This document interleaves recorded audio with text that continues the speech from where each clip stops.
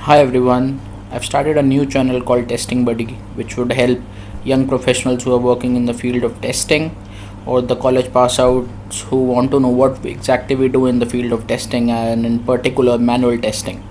So there are few types of testing which are done in the industry. First is called the functional testing, a tester who validates the functional workflows of a product which is delivered to the client as per his expectations.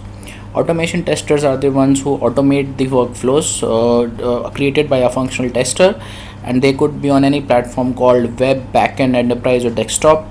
Non-functional testers are the ones who do performance testing for a product, or the security testing if say it's for a financial company, or it could be a UI based testing also.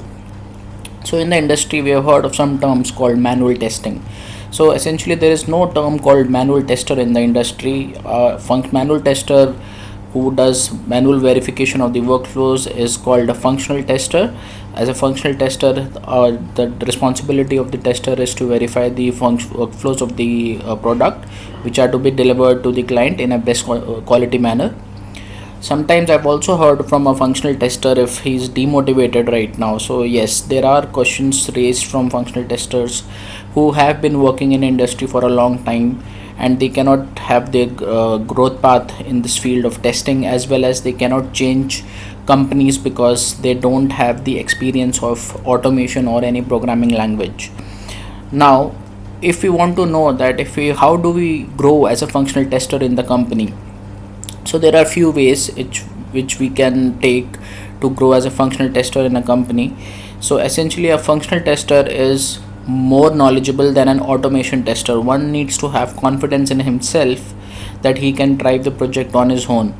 Even if there is no automation tester in the project, a functional tester could be enough for the client, for the product to be delivered to the client in the best quality manner, and automation tester then could be hired to automate the workflows which is created by the functional tester in the form of test cases. Workflows created in the form of test cases could be packed in a regression suite which would be rerun in every cycle the product has to go to a client. Now, a very critical question is that is an automation tester more valued than a functional tester? Yes, theoretically he is. Even when we change jobs or when we are called for an interview, an automation tester is valued more. However, that is a theory before the project starts.